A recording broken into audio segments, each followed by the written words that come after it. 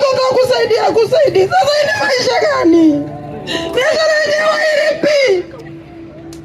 Unachukua nyanya za 100 unauza 90.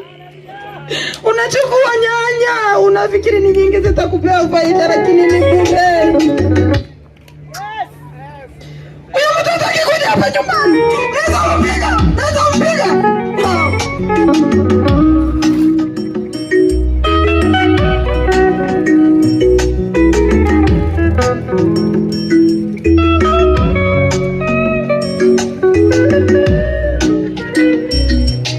Nifungulie leo laana yako, nitamkie leo baraka yako. Nifungulie leo laana yako, nitamkie leo baraka yako. Mzazi wangu niko mbele zako, wanaoni na masumbuko, maisha yangu yananichanganya baba. Kwenye umri nilionao baba, sina hata moja nilofanikiwa, yaniumiza moyoni sana baba. Mzazi wangu nakupenda, na wewe natambua wanipenda, tena na wewe waumizwa na hali ya uchumi nilionayo baba. Sio kwamba sina mipango ya kuyarahisisha maisha ninayo, lakini kila ninapokusana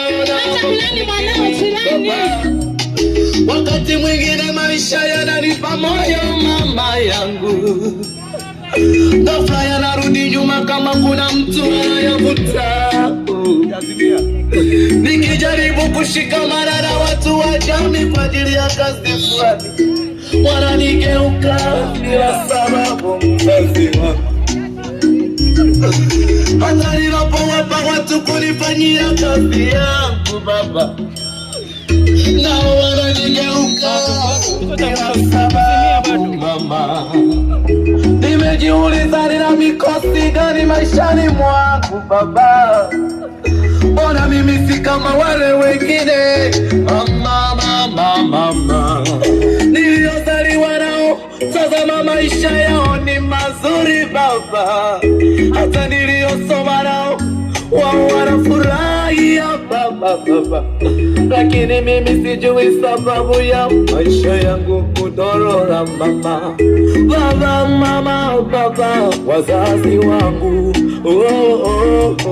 nifungulie